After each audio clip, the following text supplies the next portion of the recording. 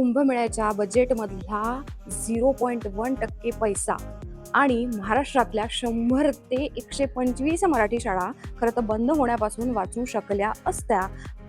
सर्वोच्च न्यायालयाचे न्यायमूर्ती प्रसन्न बी बराळे यांनी महाराष्ट्रातील काही सरकारी शाळांच्या परिस्थितीवर एक गंभीर चिंता व्यक्त केली आहे. पुणे जिल्ह्यातील एका शाळेच्या कार्यक्रमात बोलताना त्यांनी नाशिक त्र्यंबकेश्वर सिंहस्थ कुंभमेळ्याच्या त्या प्रस्थापित खर्चाचा उल्लेख केला.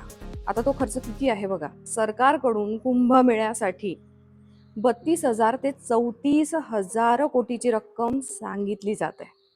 न्यायमूर्ती वराळे काय म्हणाले की यातील फक्त 0.1% पैसा म्हणजे जवळपास 32 कोटी शिक्षणासाठी वापरले असते तर राज्यातील 100 ते 125 मराठी माध्यमांच्या शाळा बंद होण्यापासून वाचू शकल्या असत्या. हा आकडा किती मोठा आहे आणि याच्या मागची गंभीरता लक्षात घ्या. पण इथे एक महत्वाची गोष्ट त्यांनी एक स्पष्ट सुद्धा केली की विकास कामांवर किंवा धार्मिक कार्यक्रमांवर सरकारने खर्च करू नये असा माझा आक्षेप नाही.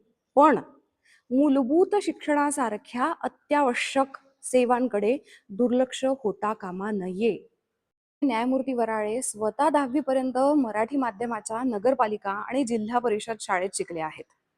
आता त्यांच्या मते खरं तर मातृभाषेतून शिकल्यामुळे त्यांच्या प्रगतीला कधीही अडथळा आला नाही. आता प्रश्न फक्त 32 कोटींचा नाहीये. प्रश्न आहे आपल्या प्राधान्यक्रमांचा. तुम्हाला काय वाटतं मला नक्की सांगा. सरकारी शाळांसाठी आणखी निधी देण्याची गरज आहे का? कमेंटमध्ये मला नक्की हे सांगा.